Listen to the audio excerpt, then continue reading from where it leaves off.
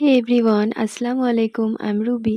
আজ ছিল আমার একটা ব্রাইডাল মেহেন্দি বুকিং। যেহেতু ব্রাইডাল মেহেন্দি বুকিং ছিল, তাই আমি তাড়াতাড়ি ঘর থেকে বেরিয়ে পড়েছিলাম অ্যান্ড স্টেশনের উদ্দেশ্যে পৌঁছে গিয়েছিলাম। দেন একটু ওয়েট করার পর ট্রেন চলে এসেছিল আর আমি ট্রেনে উঠে পড়েছিলাম। বাইরে পড়ছিল হালকা বৃষ্টি অ্যান্ড আমার টেনশনও হচ্ছিল যে আমি কি করে পৌঁছাবো। তারপর আমি তার লোকেশনে পৌঁছে গিয়েছিলাম অ্যান্ড এই যে আমার সেই বান্ধবী। আজ ছিল ওর হালদি। যেহেতু হালদির দিনে সবাই একটু বিজি থাকে, তাই ও একটু বিজি ছিল। তারপর ওর সব কাজ মিটিয়ে অবশেষে বসলো মেহেন্দি পড়ার জন্য অ্যান্ড আমিও শুরু করে দিয়েছিলাম আমার কাজ। তোমরা দেখতেই পাচ্ছ ও কতটা হ্যাপি আর কতটা এক্সাইটেড ছিল। আমার আসার কথা ছিল হালদির আগের দিন, যেহেতু প্রচণ্ড বৃষ্টির কারণে আমি আসতে পারিনি। ওর সাথে অনেক গল্প করতে করতে আমার ব্যাক সাইডটা কমপ্লিট করা হয়ে গিয়েছিল আর এটা ছিল আমার ব্যাক সাইডের ফাইনাল লুকটা।